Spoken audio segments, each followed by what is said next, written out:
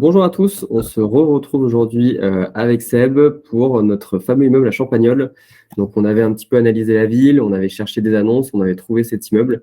De mémoire, il y avait beaucoup de travaux, c'était pas forcément l'affaire du siècle, mais l'idée c'est quand même d'aller au bout de l'analyse. Là, on a fait des premiers calculs pour voir un petit peu ce que ça donnait en termes de rendement, en termes de cash flow.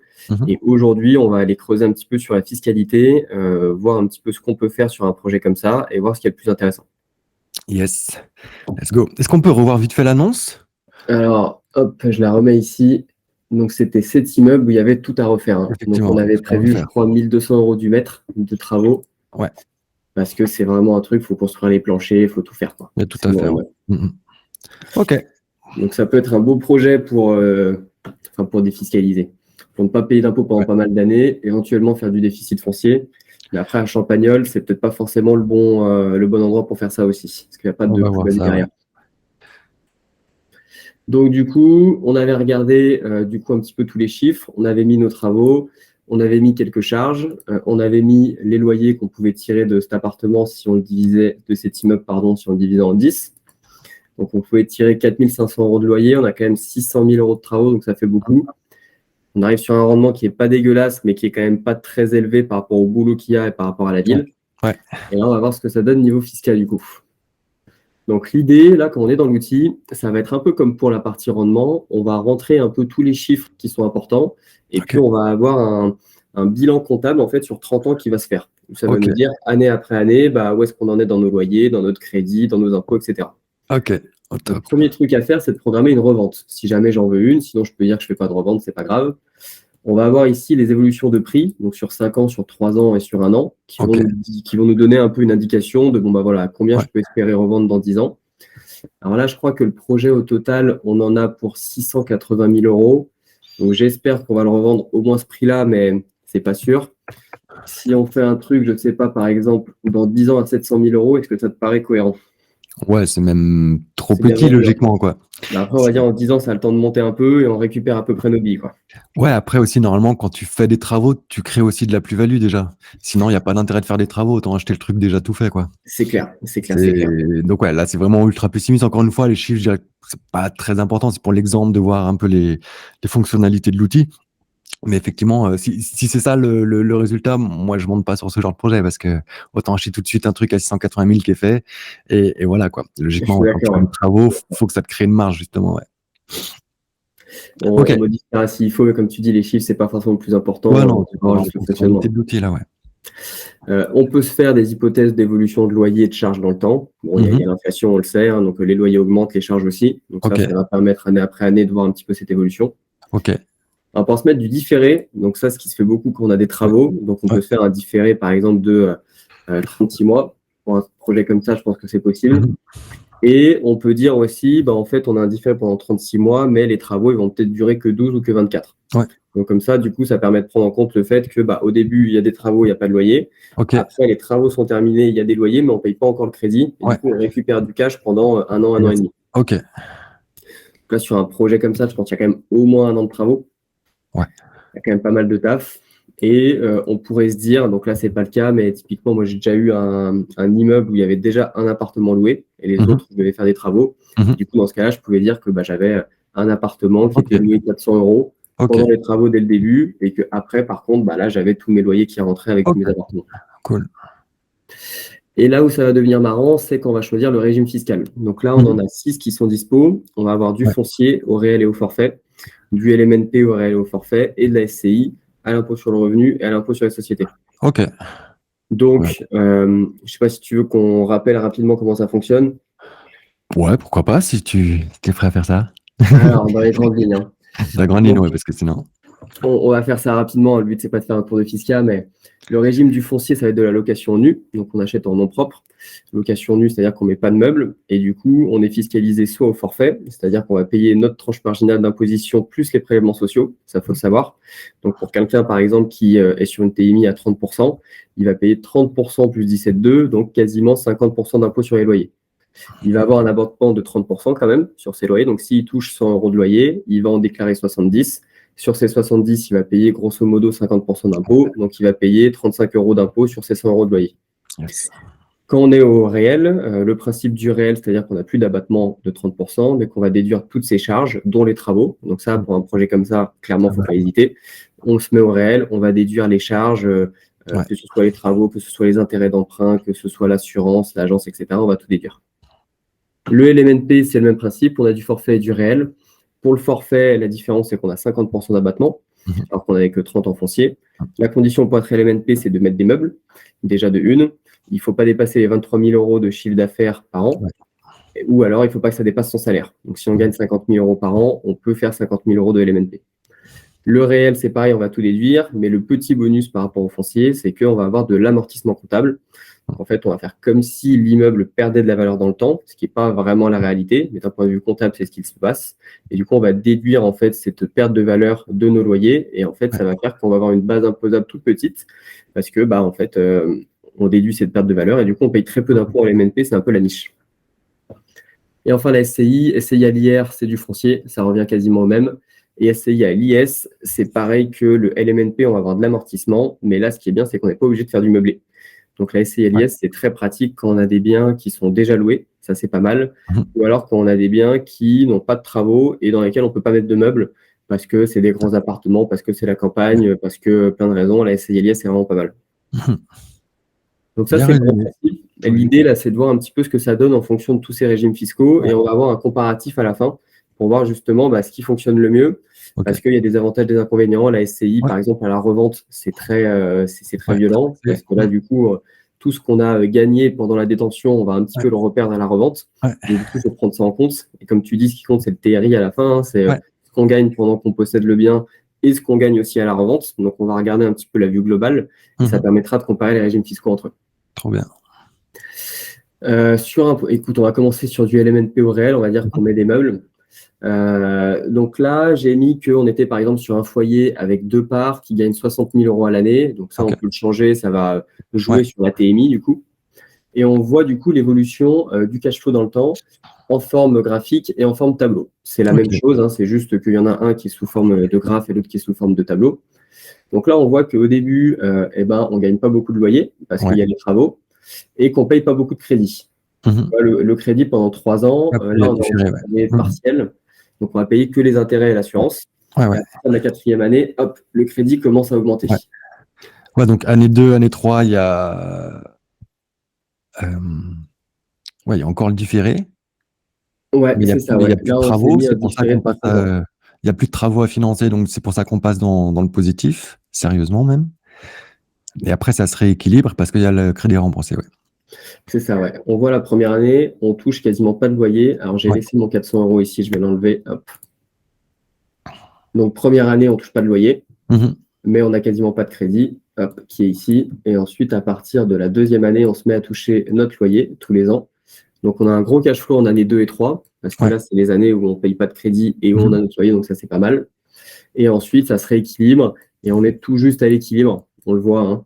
Après, les loyers augmentent un peu, donc on passe en positif, mais on est vraiment sur un projet qui est à l'équilibre, donc qui n'est pas en cash flow très positif.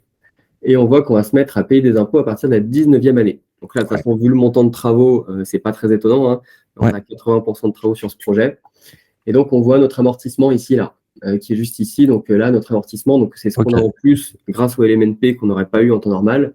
100 000 euros la première année, 100 000 euros la deuxième, la troisième, etc. Donc ça, forcément, ça fait qu'en fait, ça déduit, ça fait de la charge sur nos loyers et qu'on va payer quasiment pas d'impôts. Et est-ce qu'on a une indication, voilà, je vends à l'année 10, comment je vais être imposé sur la plus-value ou... Ouais, alors ça, on va le voir juste après. Parce que ce tableau-là, pour le moment, en fait, on n'a pas pris en compte la fiscale sur les loyers, quoi. Ouais, cette vision-là, on n'a pas de revente. Donc, on voit qu'on garde le bien pendant 30 ans. Donc, on touche le loyer. Et ensuite, pour la partie revente, alors je passe sur celui-là, ça va être ici. Donc là, hop, je vais me mettre sur 10 ans. Ce qu'on voit ici, alors je vais peut-être le simplifier un peu pour qu'on y voit plus clair. Hop, hop, hop. Là, par exemple, on compare de la SCI à l'IS avec du LMNP. Et ce qu'on voit, c'est année après année, combien est-ce qu'on va gagner. Donc là, la première année, on voit qu'on est un peu en négatif parce qu'on n'a pas encore de loyer. Les années 2 et 3, on gagne beaucoup parce qu'on n'a pas encore de crédit. Après, on est plus ou moins à l'équilibre. Et le jour de la revente, voilà ce qui va se passer. Et là, du coup, c'est assez clair. On voit qu'en SCI à l'IS, on gagne beaucoup moins le jour de la revente qu'en LMNP.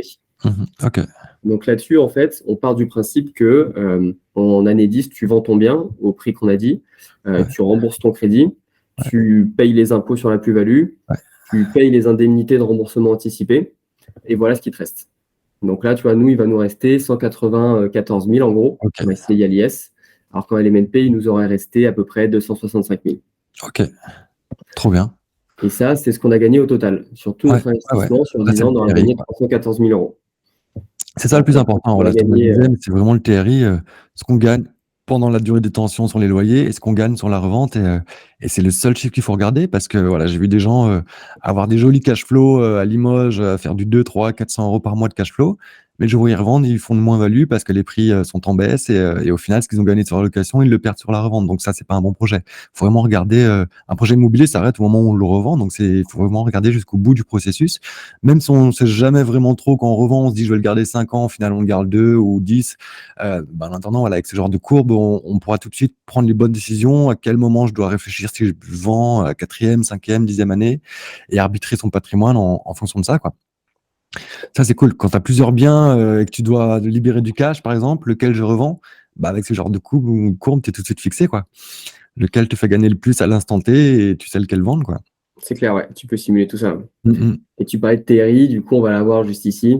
Donc là, on a vraiment la comparaison entre les 6 régimes fiscaux qu'on propose. OK, Donc d'un côté, tu as l'enrichissement, c'est tout simplement ce que tu as gagné de manière brute. OK. Donc là, tu vois, mon 314 que j'avais ici, Mmh mh. je le retrouve ici, en fait. OK. Donc voilà, la somme de tous les euros que j'ai gagnés, Ouais. année après année, plus le jour de la revente. OK. Si on veut aller un petit peu plus loin en termes de finances, on peut faire de la valeur actuelle nette, c'est-à-dire qu'on actualise cet argent et on part du principe qu'en fait, il y aura l'inflation entre les deux. Et D'accord. 1 euro aujourd'hui n'a pas la même valeur qu'un euro dans 10 ans. OK. Donc, du coup, on prend en compte cette actualisation et on dit, en réalité, c'est Ouais. équivalent à avoir 260 000 euros aujourd'hui. OK. Donc, c'est ça que ça veut dire. Et le TRI fonctionne un petit peu de la même façon. Ouais. Le TRI, là, tu vois, il est assez élevé. Alors, c'est parce qu'on a un gros effet de levier, donc ça a un bel impact sur le TRI. Mmh mh. Mais là, on est sur un taux à 86% OK. annuel. Donc, ce qui est beaucoup, ce qui n'est pas très étonnant parce qu'on fait une belle plus-value le jour de la revente aussi. Mmh mh. Tu vois, on récupère 200 000 euros, donc ça, c'est lissé en fait dans le temps. Ouais. Et c'est équivalent à avoir un rendement en fait annuel de 86%. Ouais, ouais, ouais. Donc voilà, ça permet de faire un OK. petit peu de bon choix. On aurait pu aussi, par exemple, se dire, en fait, je veux pas faire du LMNP, je veux faire du déficit foncier. Mmh mh. Et puis là, ça nous aurait refait le calcul. Et puis, ça nous fait aussi l'économie d'impôt en fait, qu'on va faire sur nos revenus. Donc, tu vois, il y a Ouais, les 10 700 euros qui sont là. Et on voit qu'en fait, là, on est en négatif. Ça veut dire qu'on ouais. gagne 2 135 euros en fait, sur nos impôts personnels. Donc ça, c'est pris en compte aussi dans les calculs, le fait que on fait une économie d'impôt sur notre salaire, qui peut être sympa aussi. C'est ça. Déjà, on n'en paye pas sur nos investissements, nos revenus locatifs, mais en plus, on en paye moins sur nos salaires avec ce C'est système-là. ça, c'est ça, c'est ça. Plafonné à 10 700. Donc voilà comment ça marche la partie fiscale. L'idée, c'est vraiment de faire le bon choix et de ne pas se tromper. La Trop bien. fiscale, ça peut être un peu technique, Ouais, surtout qu'il y a beaucoup de choses qui changent très souvent. Donc nous, on passe un peu notre temps à ouais, actualiser les TMI, actualiser les taux d'IS qui changent, etc. Donc ça permet de ne pas se tromper parce que ouais. moi, je vois dans mon entourage, il y a plein de personnes qui font des choix fiscaux qui sont nuls et en fait, ça fait vite plusieurs dizaines de milliers d'euros qui sont Ah, c'est perdus. clair. Donc du coup, c'est un truc où il faut quand même faire un Ah peu non, la gaffe. fiscale, c'est souvent un point qui fait peur aux gens parce qu'effectivement, comme tu dis, ça change, tous les 2 jours. Il y a plusieurs montages différents et puis tu peux pas copier la technique du voisin parce qu'il a peut-être pas les mêmes revenus, il a peut-être pas le même montant de travaux et ainsi de suite et c'est pas parce que lui, il a fait, du LMNP que toi aussi, il faut faire ça, même si c'est sur le C'est même ça. secteur. C'est vraiment du cas par cas. Et c'est vrai que ça fait souvent peur aux gens. Souvent, ils y connaissent rien ou alors pas beaucoup, ils font des erreurs de calcul. Moi, j'ai vu, plein de fois dans ma carrière, des gens se dire: «Ouais, trop cool, j'ai fait un bon projet, ça m'apporte 300 € de cash flow, de bénéfices mensuels, donc 3 600» et à la fin de l'année, ils reçoivent une déclaration d'impôt, enfin un avis d'impôt à 4 000. Donc en fait, eux qui pensaient être en cash flow positif, s'enrichir et passer un deuxième projet, ainsi de suite, non, en fait, une fois les impôts enlevés, ils sont en négatif et ils sont bloqués, quoi. Donc ça, c'est important, voilà, d'avoir, cet outil pour tout de suite, déjà avoir les chiffres, automatiquement, même si on n'y comprend rien, il suffit de remplir, la case de revenus du nombre de parts et le reste se fait tout seul, en gros. Après, c'est assez simple de voir, là où on paye le plus, où on paye le moins. Après, néanmoins, encore plus sur ce genre de gros projet-là, moi, j'invite tout le monde à passer par un expert comptable ou un fiscaliste spécialisé en immobilier Pour plusieurs raisons. Déjà, ce que ça va vous coûter, peut-être, ça dépend du projet, mais entre 500 1 500 € par an, vous pouvez déduire de vos revenus locatifs en fonction du régime fiscal. Et deuxièmement, pour moi, c'est le prix de la tranquillité parce que, si on a un contrôle demain et que notre expert comptable a fait une erreur, on peut se retourner sur lui, en fait. C'est sa responsabilité, c'est pas la nôtre. Donc pour moi, c'est vraiment le prix de la tranquillité, sans parler de la comptabilité mensuelle tous les mois à mettre. C'est ce que je dis souvent aux élèves de ma formation, c'est que nous, on est des investisseurs. Donc, qu'on sache faire les calculs pour savoir un peu vers quel type de régime s'orienter, il faut savoir le faire quand même. Mais on a plus intérêt à concentrer notre temps, notre énergie à chercher un deuxième, un troisième projet, plutôt qu'à passer des heures tous les mois à faire de la compta et ainsi de suite, quoi.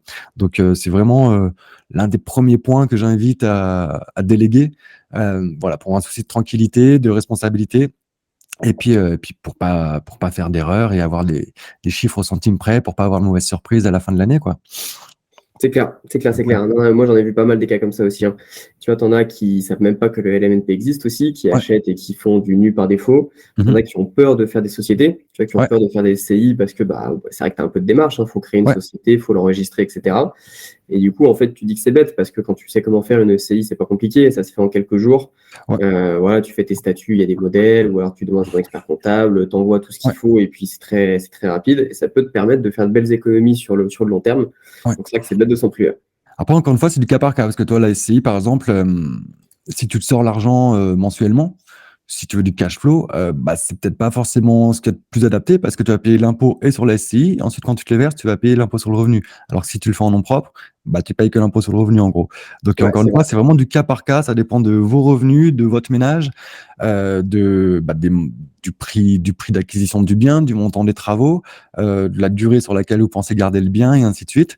Donc voilà, ça c'est cool. C'est en 5 minutes, pareil, comme les autres outils. En 5 minutes, on a les résultats. Même si on comprend pas tout, on voit tout de suite vers quel type de régime s'orienter. Et après, avec ça, on va, tu vas nous montrer comment imprimer, aller voir pourquoi pas un expert comptable et puis lui déléguer le truc, quoi. Ouais, et l'idée, une fois qu'on a fait tout ça et puis qu'on est content du projet, là, on a un beau TRI et tout, donc ça a l'air d'être sympa. Ça va être d'aller voir sa banque. On part du principe qu'on a les visiter et qu'on a toutes les infos. Donc, en général, moi, ce que je fais, c'est que je trouve une annonce, je fais des premières estimations sur e-box. Si c'est intéressant, je vais visiter. Je reprends des infos, je remets à jour un peu. Et puis, si c'est bon, c'est le moment d'aller voir la banque et d'essayer d'aller récupérer un crédit. Et là, du coup, nous, ce qu'on a essayé de faire là-dessus, c'est un rapport PDF où ça va récapituler, en fait, toutes les informations de l'annonce, à la fois la présentation du bien, la présentation du secteur, l'analyse de toutes les charges, du cash flow, du rendement, l'analyse de la fiscalité. Et on va pouvoir imprimer ça. Donc, on voit que ça se fait un petit peu tout seul. Je vais pouvoir modifier un petit peu tout ce qu'il y a à l'intérieur. Mettre mes infos à moi pour présenter ça au banquier. Trop bien. Ce que je vais faire, je vais le télécharger, il sera un peu plus visible. Ça va mouliner une vingtaine de secondes. Donc, l'idée, c'est d'avoir un petit peu tout au même endroit.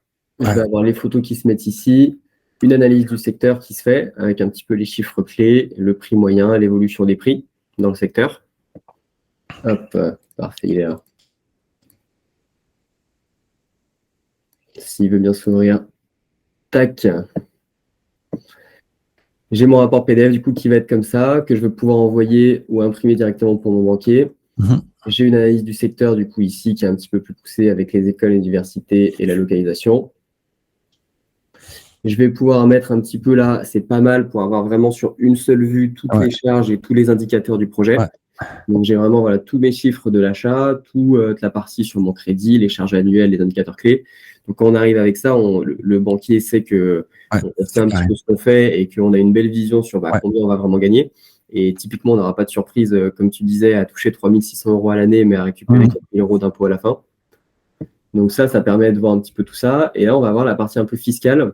Alors ça, c'est un truc aussi, je suis passé vite là-dessus, mais ça, c'est un graphique qui est assez important. Tu vois, dans l'immobilier, tu as 2, voire même 3 axes d'enrichissement. Tu vas avoir le cash flow que tu touches tous les mois.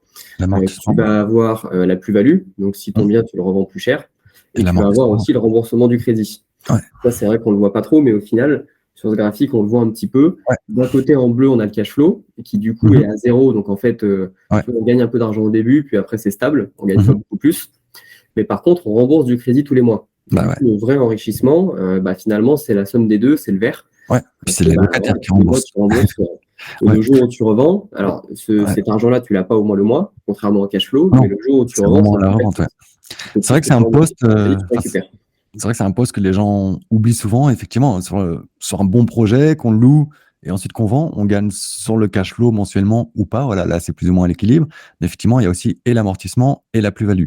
Et encore une fois, on se rend vite compte, avec ce graphique, que c'est souvent sur ces deux postes-là, amortissement et plus-value, qu'on gagne le plus d'argent. Même quand on fait un bon projet à 300 euros de cash flow mensuel, ça fait 3600. En attendant, sur un projet comme ça, t'as remboursé, enfin, les locataires ont remboursé plus de 3600 euros à l'année. Donc, effectivement, c'est pas de l'argent qu'on a au quotidien. Ça va pas changer notre quotidien. Mais le jour où on revend, on se met un gros billet dans la poche et l'amortissement, c'est du net d'impôt, hein. C'est ça, Donc, ouais. ouais. Et c'est ce qu'on a vu, c'est ce qu'on a vu tout à l'heure, du coup, Mmh. le jour de la revente, bon, tu as plusieurs centaines de Mmh. milliers d'euros qui tombent et c'est vrai Ouais. que ça fait plaisir. Et voilà, tu vas avoir après le tableau fiscal qu'on a vu ici, qui te OK. récapitule le régime que tu as choisi. Donc là, on avait laissé en foncier, le prix de vente à 10 ans, la plus-value potentielle. Et puis, tu vois, du coup, année après année, combien est-ce que tu payes Ouais. d'impôts, combien est-ce que tu touches de cash flow, etc. Et ça, du coup, bon, ça impose quand même, hein. Enfin, moi, quand j'ai fait Ah bah des ouais. projets avec les banquiers, c'est vrai que quand c'est toi qui leur expliques un peu la fiscalité, bon, Ouais. ça renverse un petit peu le rapport de force. Et puis, il se dit que bon, le gars va pas se faire Ouais. surprendre par une mauvaise surprise, Mmh. qu'il a bien pris en compte tous les impôts, les taxes foncières, les charges Ouais. de copro, que tout est là dans le dossier et que du coup, il n'y a pas de doute sur le projet.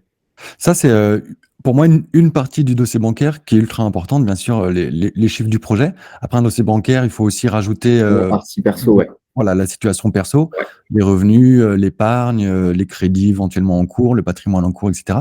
Et puis aussi, une troisième partie, qu'est-ce qu'on demande?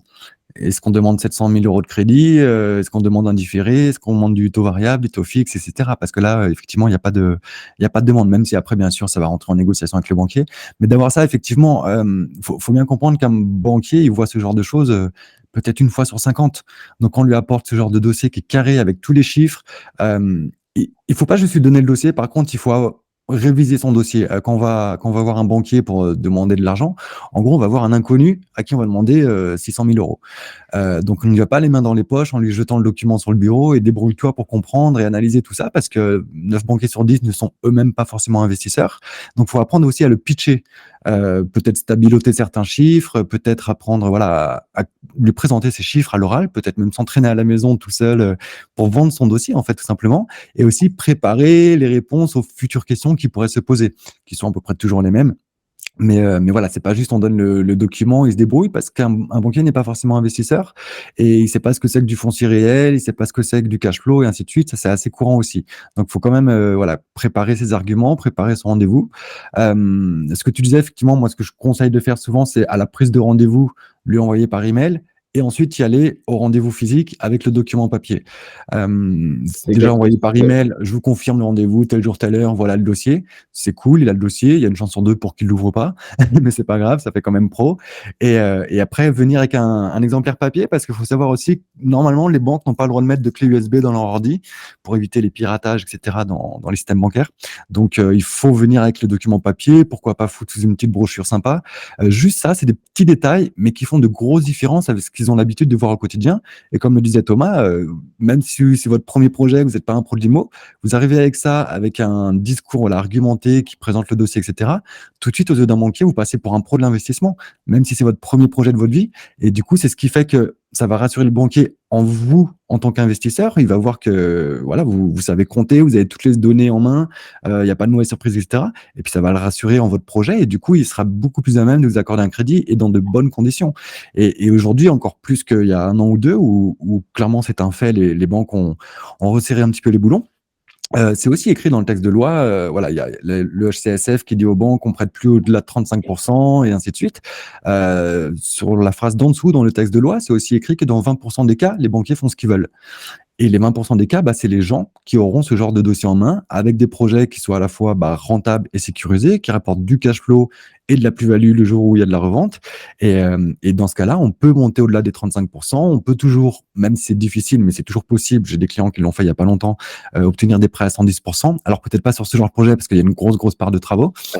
Mais ça aussi, mine de rien, là on a, encore une fois, c'était pour l'exemple, pour montrer les fonctionnalités de l'e-box, mais un banquier va plus facilement prêter 700 000 euros pour un bien en bon état que 100 000 euros pour acheter une ruine, plus 600 000 euros de travaux. Parce que les travaux, on le sait tous, il peut y avoir des imprévus, il peut y avoir des délais rallongés, il peut y avoir de l'inflation sur les matériaux, etc. Donc, ça fait toujours plus peur aux banquiers que de prêter pour quelque chose qui est déjà en bon état, qui est prêt à louer demain. Donc, c'est vrai que ce genre de projet, c'est difficile à faire financer. Moi, je vois de mon expérience, une banque, déjà qu'on arrive à faire financer des travaux autour de 25-30% du prix d'achat du bien, c'est bien. Au-delà, ça peut tiquer. Même si vous avez une capacité d'emprunt de 200 000, si vous achetez une ruine 100 000 et 100 000 euros de travaux, ça peut bloquer. Par contre, acheter 150 plus 50 de travaux, logiquement, ça passe. Donc, voilà. Après, encore une fois, tout dépend du dossier, c'est du cas par cas, mais c'est à peu près le ratio, c'est 25-30% du prix d'acquisition du bien que l'on peut faire financer en travaux, quoi. Mais ouais, ce dossier, c'est ultra important. Ça fait de grosses différences et c'est ce qui va faire que vous allez pouvoir, plus facilement que le voisin qui a peut-être le même revenu que vous, qui va sur le même projet que vous, vous allez faire du 25 ans, et lui du 20 ans. Vous allez avoir pas d'apport ou un tout petit apport quand lui, on va lui demander 20 ou 30%, des taux plus intéressants. Enfin, voilà, tout ça. Donc ça, c'est vraiment, faut bien comprendre que les banquiers voient ça très, très rarement. Donc, si vous faites partie des rares personnes qui lui montrent ça, vous ferez certainement partie des 20% des gens auxquels les banques peuvent prêter un peu dans les conditions qu'ils veulent, quoi. Toujours aujourd'hui. Sachant que tu vois, 20%, en réalité, tu as 20% de dérogation, mais dans ces 20% de dérogation, il y en a 80% qui sont pour de la RP. C'est ça. Donc en fait, tu as un double 20%. Tu as 20% de dérogation et à l'intérieur, tu n'as que 20% pour l'investissement locatif. Donc au final, tu n'as que 4% des dossiers qui peuvent déroger aux 35% pour du locatif. C'est ça. Et donc c'est vrai que du coup, ça devient. Et même ces 4%-là, voilà, donc dans ces 20% où les banques font ce qu'elles veulent, il y a 20% seulement qui sont consacrés au locatif, ce que disait Thomas.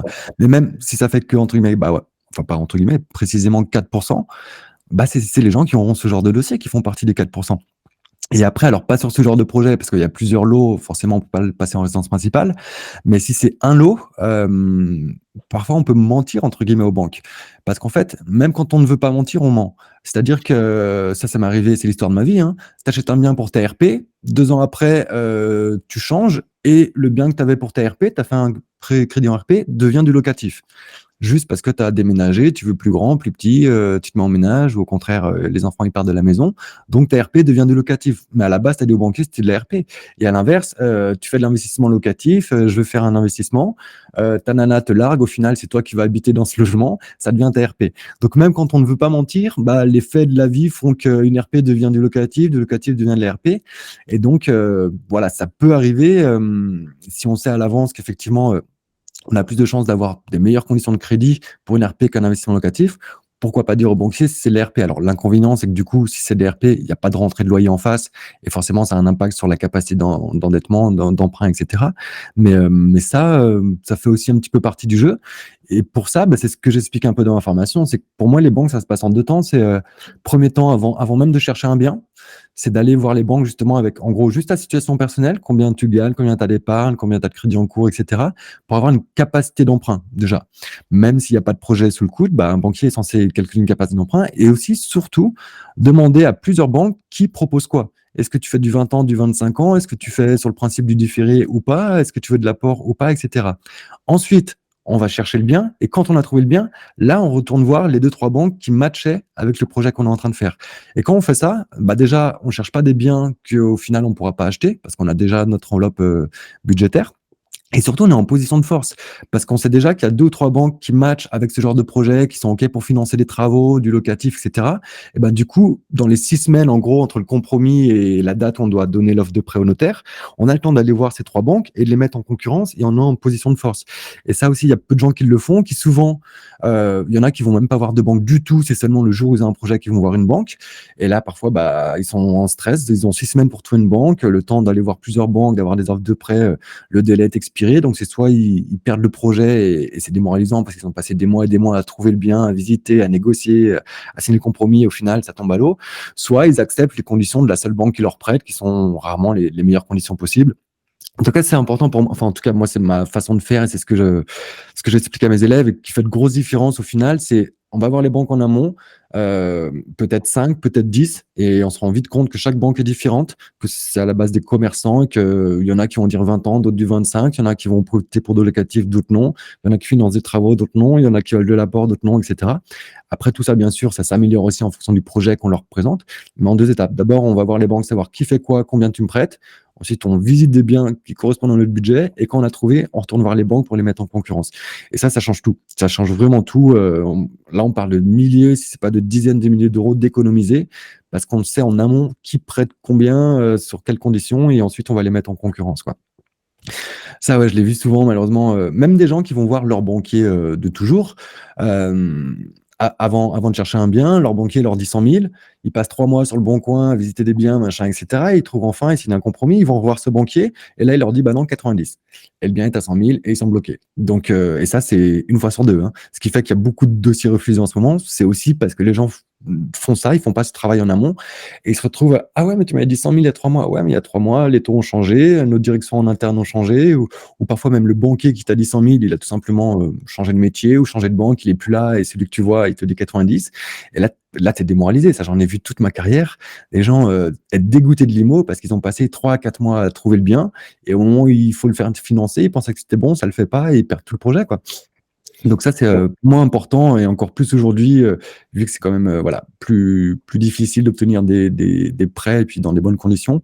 On va voir les banques en amont, on essaye d'avoir au moins 2 ou 3 banques qui aient le même discours, qui disent je te prête 100 000 sur 25 ans sans apport, et ensuite on va trouver le bien. Et ensuite on revient voir ces 3 banques, il y en a bien qui n'aura pas changé d'avis sur les 3, quoi.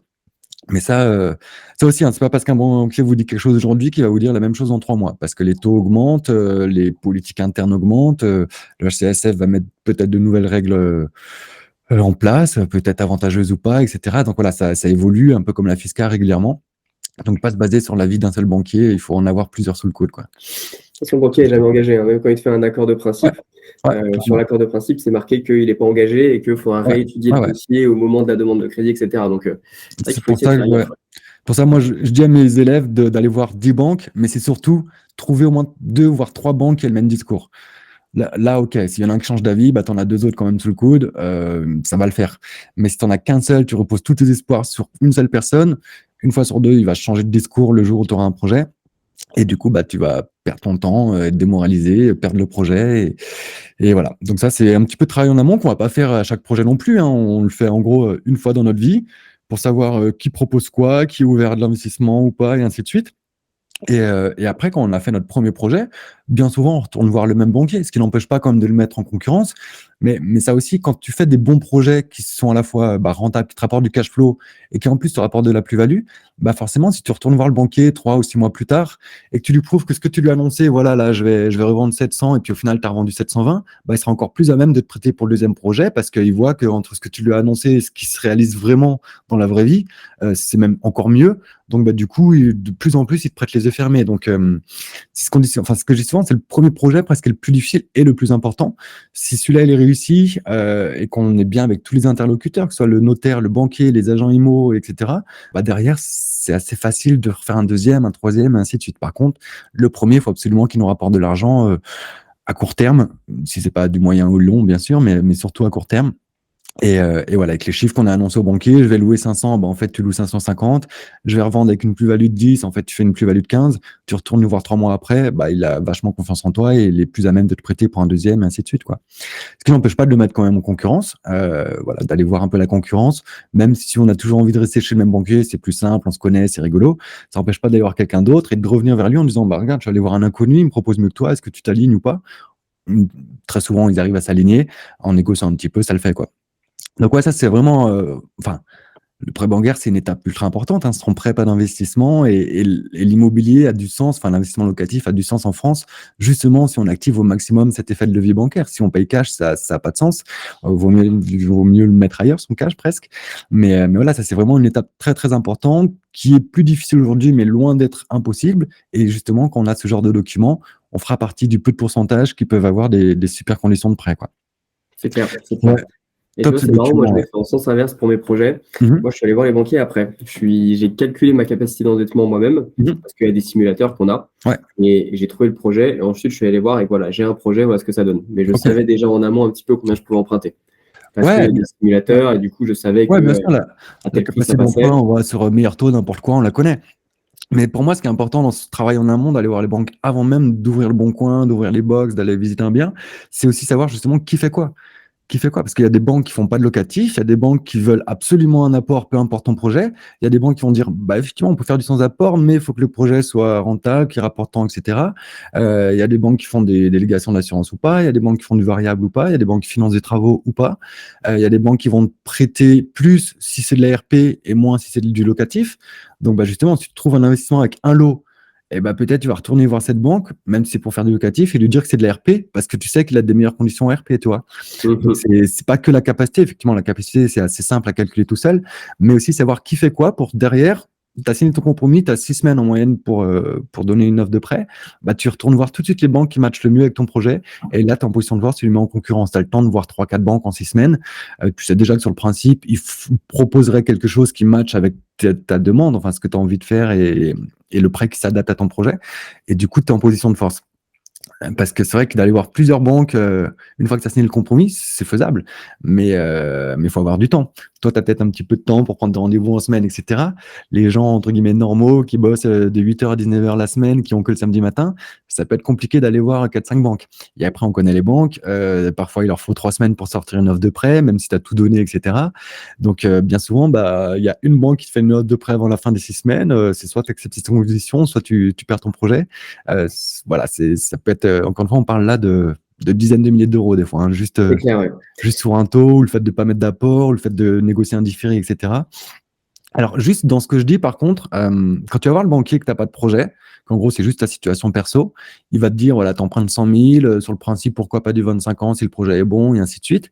Mais si tu arrives après avec un projet voilà, rentable et sécurisé qui rapporte de l'argent, que ce soit et en loc et à la vente, logiquement, les conditions vont s'améliorer par rapport au premier son de cloche. Tout simplement parce que quand on va voir un banquier juste pour faire une simulation, il se base, lui, dans sa tête, sur un investissement moyen que fait le français moyen à 4 ou 5% de renta, c'est-à-dire un investissement qui rapporte pas de cash flow, qui rapporte de la plus-value, mais dans 10 ans ou dans 15 ans. Et donc, lui, il se base sur ces chiffres-là parce qu'il a ces chiffres-là en tête, etc. Mais si derrière, tu lui ramènes un projet qui rapporte du cash flow dès le premier mois ou de la plus-value dès le premier mois, bah, d'un coup, il a plus envie de te prêter parce qu'il voit bien que dans tous les cas, le projet est sécurisé, qu'il va lui faire gagner de l'argent et à toi aussi. Et voilà. Donc, entre le premier son de cloche et le deuxième, à condition, bien sûr, de faire un projet rentable et sécurisé, logiquement, les conditions s'améliorent, quoi. Donc, ouais, ça, c'est une étape super importante et qui fait de grosses diffs. Voilà, ceux qui connaissent toutes ces petites astuces pour décrocher un prêt ou pas. Je peux en parler rapidement, mais pour moi, c'est voilà, c'est ce que j'appelle les 5 piliers. C'est d'abord le scoring bancaire. Il faut savoir que dans toutes les banques en France, on a une note en fonction de la gestion de notre compte en banque. Donc, bah voilà, être dans le vert, épargner en début de mois, éviter les dépenses bling bling, etc. Il n'y a pas que le salaire qui compte, il y a une vingtaine de critères dans le scoring bancaire, tout simplement. Ensuite, voilà, projet rentable et sécurisé. Ce que j'appelle un projet rentable et sécurisé, c'est qu'il rapporte de l'argent dès le premier mois, que ce soit à la location, donc du bénéfice, du cash flow mensuel dès le premier mois, ou dès le premier mois, on peut revendre et faire de la plus-value. Donc, c'est ça pour moi un projet rentable et sécurisé. Et comme ça, en plus, voilà, si par hasard, on met en loc et qu'on ne trouve pas, bah, on peut revendre, on gagne de l'argent, ou on veut vendre, on n'arrive pas à vendre, on loue, on gagne de l'argent. Nous, on est sécurisé et le banquier aussi est sécurisé. Du coup, il sera beaucoup plus à même de nous prêter. Ensuite, bah, il y a le dossier bancaire, c'est ça en partie, avec en plus la situation personnelle et la demande que l'on fait au final, qu'est-ce qu'on veut comme type de crédit. Et le rendez-vous, comme je disais, ou préparer ses arguments, pas juste se donner ce document, et tiens, débrouille-toi pour comprendre. Voilà, pitcher son rendez-vous, préparer ses arguments. Et puis voilà, et quand on fait ça, bah, on sort clairement du lot et c'est là qu'on arrive toujours. Je te dis, j'ai des élèves, et encore un mois en arrière, qui ont du 110% sur du 25 ans, etc., quoi. Donc voilà. Non, mais c'est clair ce que tu dis, hein. De toute façon, comme tu dis, la banque, c'est des commerçants. Donc, leur but, c'est de gagner le plus d'argent en prenant Ouais. le moins de risques possible. Et quand tu arrives à leur montrer que ton projet gagne de l'argent et que tu sais ce que tu fais et que donc que le risque n'est pas énorme, bon, bah, ça passe, hein. Et Il n'y a puis, pas de vraiment, miracle, hein. la réflexion qu'a un banquier, c'est ce qui est logique aussi, c'est qu'il pense toujours au pire. Il dit, voilà, moi je suis le banquier, toi tu es l'investisseur, c'est qu'est-ce qui se passe si demain Thomas rembourse plus son crédit? Peu importe la raison, que ce soit parce que tu n'as pas envie de rembourser, que tu as perdu ton job, que tu n'as pas de locataire ou n'importe quoi, peu importe. Tu ne rembourses plus, qu'est-ce qui se passe? Le banquier va saisir le bien, le vendre aux enchères. Et lui, ce qu'il veut vérifier, c'est est-ce que s'il fait ça, s'il doit saisir et vendre aux enchères, est-ce qu'il va se rembourser l'argent qu'il t'a prêté ou pas? Et ça, cette question, bah, il faut absolument la valider. C'est là aussi qu'on rassure le banquier, parce que si tu prouves au banquier que tu achètes un bien à 100 000 qui en vaut 130 sur le marché, bah, il n'y a aucun risque pour lui s'il te prête 100 000, parce qu'il sait qu'en saisissant ton bien en le vendant, non seulement il va se rembourser sa dette, mais peut-être même faire une plus-value sur ton dos, en gros. Alors qu'à l'inverse, même, tu peux peut-être même gagner 20 000 euros par mois. Si tu achètes un bien à 100 000 euros qui finalement vaut 80 sur le marché, il se peut que les banquiers te disent non, parce que peut-être demain, tu perds ton job à 20 000 euros par mois ou quoi que ce soit. Et dans ce cas-là, s'il saisit le bien et le vend en enchère, il ne pourra pas se rembourser l'argent qu'il t'a prêté. Et ça, c'est vraiment la question finale que se pose un banquier ou en tout cas le comité des engagements dans leur tête.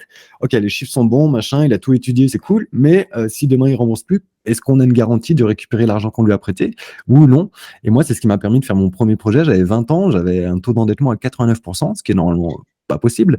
Mais j'ai prouvé par A plus B à mon banquier que j'achetais un bien à 150 qui en valait au minimum 200 et en fait, je l'ai vendu 220. Donc, le banquier, zéro risque. Moi, je sais que je pouvais clairement pas payer mon crédit, mais je lui ai tout de suite dit que c'était pour revendre. À l'époque, j'étais en plus agent immobilier, donc j'avais déjà l'acheteur, j'avais déjà une offre d'achat. Donc voilà, pas de risque pour le banquier. Au pire, dans 2 mois, 3 mois, j'ai toujours pas payé mon crédit. Il saisit le bien, il le revend aux enchères, il fait une plus-value sur mon dos, quoi, en gros. Donc, alors que j'avais 1100 euros de salaire, pas d'apport, etc.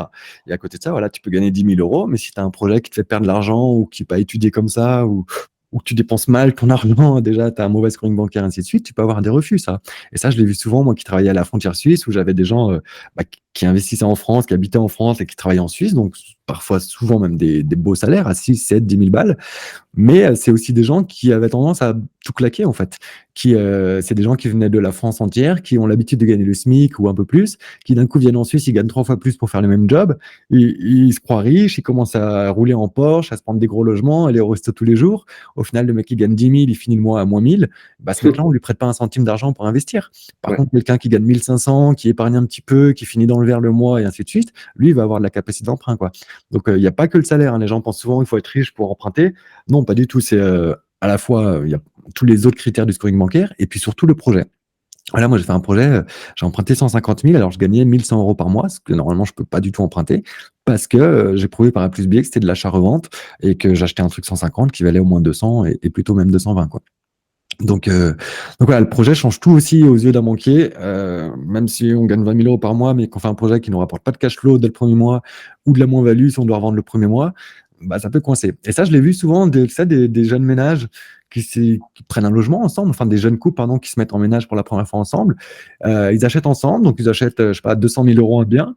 Là-dessus, ils payent 14 000 euros de frais de notaire, 15 000. Et au bout de 3 mois, le couple pète. Bah là, il faut revendre le bien, sauf qu'en 3 mois, le bien n'a pas pris 15 000. Sauf si tu as bien acheté, ce que font rarement les gens. Et donc, bah, c'est des gens qui soit sont bloqués par la banque pour revendre le bien, parce que les banques peuvent bloquer, soit qui revendent le bien quand même, mais ils se retrouvent sans logement avec encore 15 ou 20 000 à devoir à la banque. Et ça, c'est des situations, enfin, ça peut vraiment avoir un impact sur la vie, sur la suite des projets. En gros, tu as déjà un crédit, tu peux pas en faire d'autres, tu es à la rue, comment tu te loges, tu retournes chez papa, maman, tu as 40 ans, etc. C'est pas super cool.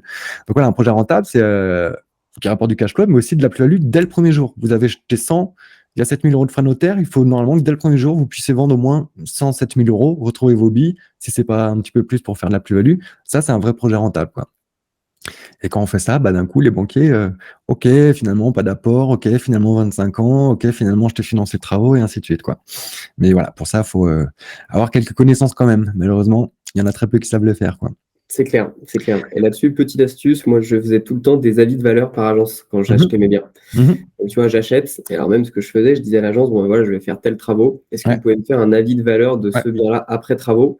Ce qui est un peu limite parce que les travaux, tu sais jamais exactement comment ils vont être faits, etc. Mais je leur disais, voilà, j'en fais tout à neuf, tout nickel, je vais faire ça, ça, ça, douche à italienne, machin. Et du coup, ils me font une estimation et je leur dis, bah, regardez, moi, j'achète tant, j'ai les devis pour tant, et l'agence immobilière m'a estimé le truc à tant, donc il y a X milliers d'euros de plus-value latente. Et du coup, directement, bah, tout est calé, quoi. Il y a le prix d'achat, il y a le devis, tous les professionnels ont validé chaque point. Et là, du coup, le banquier, bon, bah, il n'a plus le choix. Il voit qu'effectivement, il y a de la plus-value latente. Ouais. Ah non, ça c'est top. Encore une fois, très peu de gens savent le faire et le font. Et du coup, quand toi, tu fais ça, tu apportes les chiffres, que dans tous les cas, tu gagnes de l'argent et que tu as les preuves, voilà, des devis, des études de marché, etc. Bah, même si le banquier comprend pas tout l'investissement locatif, il comprend que le projet, il est safe, il est rentable et qu'il va s'y retrouver dans le financement. Quoi qu'il arrive, en gros, tu vas pas le planter. Et si tu le plantes, il pourra se rembourser. Et donc, bah, du coup, c'est comme ça qu'on obtient nos crédits et encore plus aujourd'hui. Et c'est vrai qu'en 2018, il y avait limite les mains dans les poches, il prêtait un peu tout et n'importe quoi à n'importe qui. Aujourd'hui, c'est plus le cas. Mais c'est toujours possible à condition d'appliquer ce qu'on est en train de dire avec Thomas dans cette vidéo, toutes ces petites astuces qui font la différence avec l'investisseur moyen qui n'a pas forcément de dossier, qui fait un projet à 5%, qui a pas de cash flow, qui a de la plus-value mais dans 10 ans, et ainsi de suite. Bah voilà, vous arrivez avec tout ça et ces arguments-là, bah tout de suite il y a de grosses différences et pourtant vous gagnez peut-être pas plus que le voisin, c'est le même projet que le voisin, mais vous on va vous financer alors que lui on avait dit non quoi. Donc voilà, aujourd'hui ouais, emprunter de l'argent ça devient bah, il faut des connaissances, hein, on n'y va plus les mains dans les poches comme en 2017-2018. Il faut avoir ce genre de connaissances et surtout appliquer tout ça.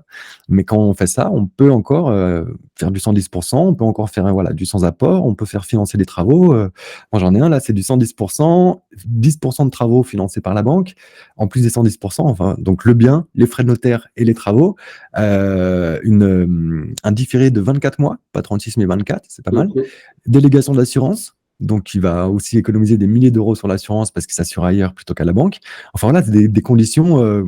Si tu regardes un peu ce qu'il y a dans les médias ou sur Facebook ou quoi, soi-disant, les banques prêtent plus sur 25 ans, prêtent plus sans apport, etc. Bah ouais, c'était le mois dernier, il l'a fait, mais parce qu'il a appliqué ce genre de conseils, quoi. Et puis, voir plusieurs banques, effectivement.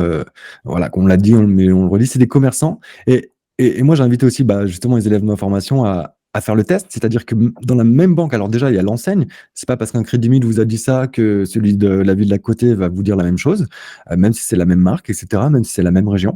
Et bien que les banques, comme le Crédit Mutuel, par exemple, soient régionalisées, bah, au sein d'une agence, à une ville d'écart, on n'a déjà pas le même discours. Ouais. Il y a plusieurs choses qui font ça. Il y a la politique interne de la banque, est-ce qu'ils veulent rentrer de nouveaux clients ou pas. Et puis, il y a aussi les compétences du banquier qu'on a en face de nous. Si le mec qui vient d'arriver hier dans la banque, le mois dernier, il vendait des voitures, il va pas tout comprendre à votre dossier, il a peur, du coup, il va dire non. Alors qu'un mec qui est là depuis 10 ans, 15 ans, qui a l'habitude de faire du prêt IMO, il va avoir une visibilité sur votre projet, il va voir que ça vaut le coup pour lui, qu'il va gagner de l'argent, entre guillemets, sur votre prêt, et donc il va vous financer. Et après, même si c'est pire que ça, et moi, j'ai encore fait le test il y a pas longtemps avec un client, dans la même agence, à la même adresse, tu vas avoir deux banquiers qui sont le bureau d'à côté, t'as pas le même discours non plus. Alors, il n'y aura pas des écarts foudroyants, mais tu passes de 100 à 105 000 euros de capacité d'emprunt ou je te prête sur 20 ans plus 2 de différé ou je te prête sur 25 ans plus 2, bah déjà, c'est déjà plus le même projet. Et c'est la même agence à la même adresse. Donc, voilà, en plus de l'enseigne, il n'y a pas d'enseigne meilleure ou moins bonne que les autres. C'est le banquier, c'est l'humain qui est en face de vous. Un peu comme un agent immobilier, qu'il soit chez Century, Orpi ou ailleurs. On s'en fout un petit peu de la couleur qu'il a sur sa veste. Ce qui compte, c'est son expérience, son savoir-faire. Et voilà. Et donc ça, faut bien le comprendre. C'est pas parce qu'un banquier vous a dit 20 ans max que c'est parole d'évangile et que toutes les banques vont dire ça. Et ça, sur tout le reste, sur, voilà, sur la durée, sur le taux, sur l'apport, pas d'apport, sur le différé. Chaque banquier aura un discours différent. C'est pour ça aussi, voilà, j'invite les clients à en voir plusieurs, au moins pour le premier projet, faire un tableau de qui fait quoi. Et ensuite, quand on a des projets, on sait tout de suite vers qui se tourner pour avoir un maximum de chances que le prêt proposé matche avec nos attentes, quoi. C'est clair, c'est clair, c'est clair. Et tu vois, un truc que j'ai découvert moi aussi, je pensais même pas que c'était possible, c'est sur les organismes de cautionnement. Ouais. Je pensais que là, c'était des critères très fixes et que quand un organisme te virait pour ton projet, c'était mort. Et je suis allé dans une première banque, je me suis fait refuser par l'organisme de cautionnement. Je suis allé dans une autre banque qui avait le même organisme de cautionnement et cette fois, le projet est passé. Ouais. Là, ça, je pensais pas que c'était possible. Et en fait, si, ça dépend aussi de la façon dont le banquier présente ton projet à l'organisme de cautionnement. Ouais. Donc, les gars, ils ont revu le même projet, mais présenté par une autre personne, et cette fois, ils ont dit oui. Ça dépend, ça, voilà. Comme tu dis, encore une fois, l'humain, le banquier, comment il présente, comme nous, comment on présente notre investissement au banquier, bah, comment le banquier présente ton projet au cautionnement. Encore une fois, si déjà il a tous ses documents en main, même pour lui, ça sera plus simple justement de vendre ton projet à l'organisme de cautionnement. Et aussi, il y a aussi l'historique de la banque avec l'organisme.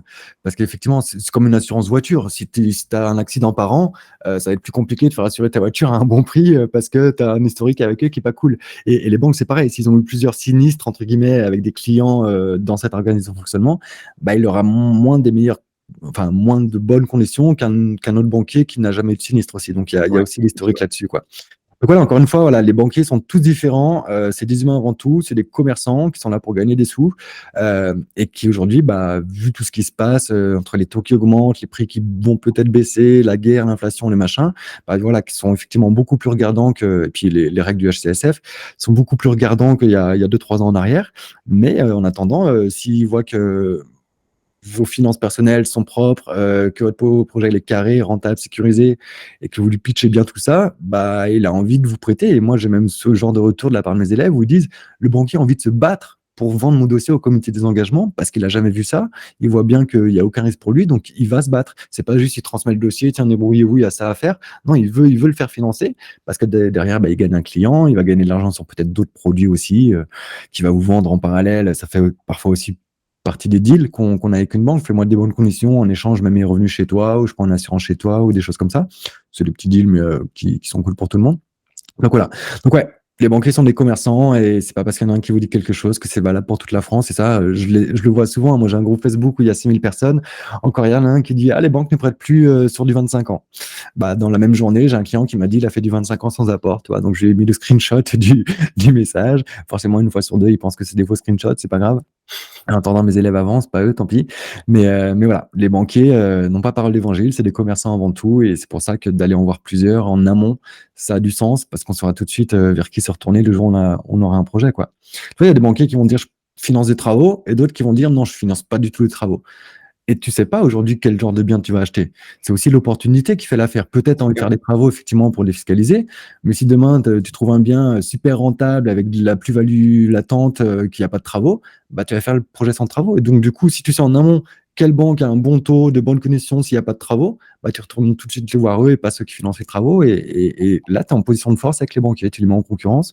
Et là, encore une fois, on parle sur un prêt de 25 ans, parfois de dizaines de milliers d'euros d'économiser juste parce qu'on a fait ce travail en amont, quoi. C'est clair. Et c'est super important ce que tu dis aussi, que c'est l'opportunité qui fait le projet. Tu vois, t'en as qui réfléchissent en inverse, qui disent par exemple, je veux faire du LMNP, et donc je vais trouver un bien qui Ah ouais. peut être fait en LMNP. Alors en réalité, ça fait dans l'autre sens. C'est tu trouves des biens, un peu n'importe quoi, et quand tu as une opportunité, tu vas trouver le régime fiscal qui correspond à ce projet-là. Peut-être que tu le feras en foncier, peut-être que tu le feras en LMNP, peut-être que tu le feras en SCI, mais il ne faut pas se fermer de porte tout de suite. Ah non, puis projet qui fait toujours une fiscalité qui correspond à un projet. C'est ça. Le régime fiscal, je dis toujours, pour moi, c'est la cerise sur le gâteau. Bien sûr, avant de signer quoi que ce soit, on va calculer pour effectivement trouver le régime qui nous permette d'en payer le moins. Mais comme tu dis, il faut surtout pas baser ces projets en se disant, je veux faire du meublé parce que je payerai moins qu'en vide. Parce que si tu as une bonne affaire en vide qui te rapporte plus que le meublé, y compris les impôts, comme je dis toujours, ce qui compte, c'est les chiffres à la fin. Peu importe le régime fiscal, peu importe si tu es passé par un agent IMO, peu importe si tu as payé un courtier pour ton prêt en banque, si à la fin, tu as du cash flow positif tous les mois et de la plus-value latente, bah c'est cool parce que peut-être ce projet, tu l'aurais pas trouvé sans l'agent immobilier, tu n'aurais pas réussi à le faire financer sans le courtier, etc. Donc, ce qui compte, c'est le chiffre à la fin. Donc, déjà, baser ses investissements effectivement sur le régime fiscal, c'est une grosse connerie parce qu'on se ferme la porte certainement à beaucoup de bonnes affaires autour qui auraient peut-être rapporté plus, sur lesquelles tu vas peut-être payer plus d'impôts qu'en faisant du meublé, mais sur le chiffre global qui te rapporterait plus. Et même au-delà de ça, moi je dis, voilà, j'explique à mes élèves de définir leur projet sur mesure, c'est-à-dire j'ai tel budget, j'ai tels objectifs, est-ce que c'est d'être rentier, est-ce que c'est de faire un patrimoine, est-ce que c'est de préparer la retraite, et je suis sur tel secteur. Sur tel secteur, la demande, c'est plutôt du T3, etc. Et puis le T3, c'est loué en meublé, par exemple. Bah, je leur dis, maintenant que tu as bien défini ton projet, que tu veux un T3 meublé sur tel secteur à tel budget, il y a une chance sur deux pour que tu achètes tout l'inverse. Et c'est OK, ça fait partie du jeu. Mais ce qui te permettra d'acheter tout l'inverse, peut-être un garage, alors que tu pensais acheter un T3 ou un local commercial ou un T2 que finalement tu vas faire en vide et pas en meublé, bah, c'est ton étude de marché qui t'aura permis de définir qu'effectivement, il y a de la demande pour le T3, mais il y en a aussi pour le T2, etc. Donc, c'est vraiment l'opportunité qui fait l'affaire, mais pour savoir saisir les bonnes opportunités, que quand un agent IMO nous appelle pour proposer un bien ou quand l'e-box nous sort une annonce, pour tout de suite voir que waouh, en fait, c'est rentable, ça correspond à mes objectifs en termes de finances, de chiffres. Bah, il faut avoir fait cette étude de marché. OK, sur tel secteur, il y a la demande pour des T2, T3, bah, on va plutôt chercher les T2, T3 parce que les maisons, on va pas réussir à les louer ou à les vendre, ainsi de suite. Il faut faire ce projet en amont. Mais après, il faut être ouvert à tout. Et moi, personnellement, ça m'arrivait une fois sur deux. Je voulais acheter un appart, je finissais avec un garage. Je voulais acheter un local commercial, je finissais avec un immeuble. Mais c'est le fait d'avoir fait cette étude sur mon local commercial qui m'a permis tout de suite quand on me présente un immeuble en 5 minutes, de dire, ah ouais, en fait, il y a du cash flow, il y a de la plus-value, c'est dans mon budget, il y a de la demande en face. OK, allons-y, quoi. Donc ça, c'est important. Déjà, pas caler ses investissements sur le régime fiscal, mais pas non plus absolument sur un type de bien ou quoi que ce soit. Bien sûr, peu importe le type de bien, ce qui est le plus important, c'est pas de faire du T2 ou du T3 machin, c'est quelle est la demande sur notre secteur. Est-ce qu'on va pouvoir louer ou vendre ce bien? C'est ça le plus important. Et ça, bah, on l'a aussi dans ton outil, hein, la répartition, je crois, des logements sur chaque commune. Ouais. Voilà, on va toujours cibler ce qui est le plus demandé, forcément, quoi. Voir la moyenne d'âge de la commune. C'est sûr que si on va louer ou vendre à des jeunes de 20-30 ans, on va peut-être pas faire la même déco que si on vend à des retraités, et ainsi de suite. C'est ce qu'il y a de plus important. C'est pas de se dire les T2, c'est mieux que les T3. Non, c'est qu'est-ce que veulent les gens sur ce secteur et de leur fournir ce qu'ils veulent, tout simplement. Donc, comme dans tous les business, finalement, c'est de répondre à la demande et c'est là qu'on est tranquille. Et moi, personnellement, voilà, ça fait quand même presque 20 ans que j'ai fait mon premier investissement. J'ai jamais eu de carence locative. Tu vois? Ou alors si j'en ai, c'est genre 2 semaines parce que les dates matchent pas très bien entre le départ de l'un et l'arrivée de l'autre, mais 2 semaines maxi, jamais. Parce que je regarde pas, tiens, je veux un T2, un T3, je regarde qu'est-ce que veulent les gens sur mon secteur. OK, je vais leur acheter ce qu'ils veulent et leur proposer ce qu'ils veulent, leur décorer comme ils le veulent et ça match. Et c'est aussi ce qui me permet de louer, là, je loue un bien, peut-être 20, si c'est pas 30 de plus que la moyenne du marché, parce que aussi je propose un bien 20 mieux que ce qu'il y a sur le marché. C'est un meublé, mais c'est pas des meubles IKEA, c'est voilà, des belles prestations haut de gamme sur un secteur comme le mien où on est à la frontière suisse où il y a de l'argent. Les gens sont prêts à payer en connaissance de cause plus cher que la moyenne parce qu'ils ont aussi des prestations au-dessus de la moyenne. Il y a de l'argent pour ça. Par contre, tu vas dans la Creuse, il y a peut-être pas d'argent pour ça ou moins. C'est Tu ça. peux peut-être pas t'emballer sur les prestations. Donc ça, c'est le plus important. C'est vraiment analyser la demande. Et déjà, ton outil permet d'avoir quasiment toutes ces infos, hein.